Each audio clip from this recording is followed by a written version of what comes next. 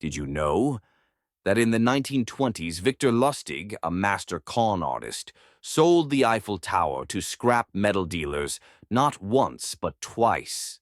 Meet Victor Lustig. He wasn't your ordinary man. He looked like a gentleman, talked like a genius, and he was a master at tricking people.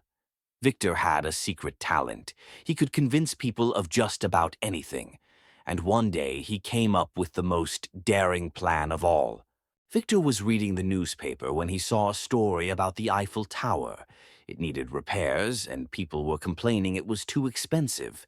That's when Victor had his brilliant but sneaky idea. He decided to sell the Eiffel Tower as if it were just another piece of scrap metal. Victor invited some businessmen to a fancy meeting.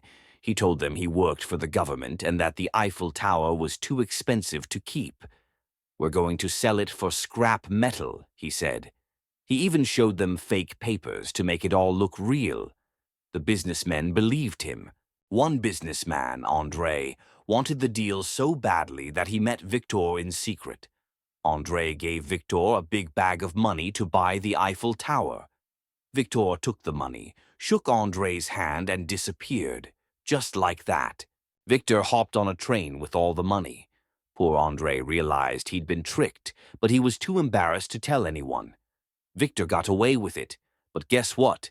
Victor wasn't done yet. A few months later, Victor came back to Paris and tried to sell the Eiffel Tower again. This time, though, one of the businessmen got suspicious and called the police. Victor's trick was finally catching up with him. Victor managed to escape before the police could catch him. He became one of the most famous con artists in history. And guess what?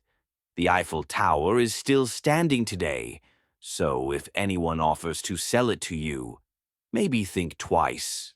Victor's story teaches us an important lesson. It's always better to be honest than to trick people. And remember, if something sounds too good to be true, it probably is.